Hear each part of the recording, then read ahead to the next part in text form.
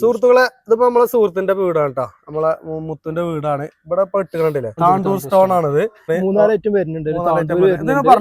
താണ്ടൂര് വരുന്നുണ്ട്, അതുപോലെ ബാംഗ്ലൂർ സ്റ്റോൺ വരുന്നുണ്ട്, അതുപോലെ കടപ്പ് വരുന്നുണ്ട്.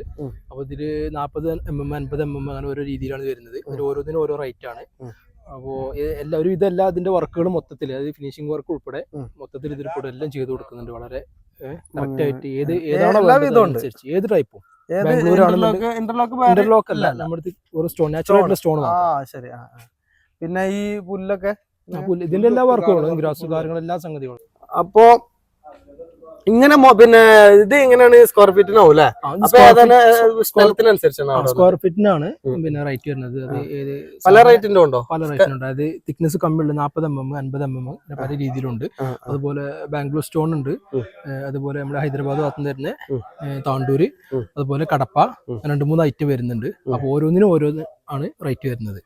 ശരി. പിന്നെ തിക്നെസ്സിനനുസരിച്ചാണ് കാര്യങ്ങൾ. അപ്പൊ നിങ്ങളെ നമ്പറിൽ ബന്ധപ്പെട്ട അതിനെ കുറിച്ച് ഇതിന്റെ എല്ലാ വർക്കും, ഇതിന്റെ മോഡലായിട്ടുള്ള കാര്യങ്ങളും, അതുപോലെ ഈ പുല്ലിന്റെ എല്ലാ വർക്കുകളും, അതിന്റെ ഫിനിഷിംഗ് വർക്ക് ഉൾപ്പെടെ ചെയ്തു കൊടുക്കും അല്ലേ?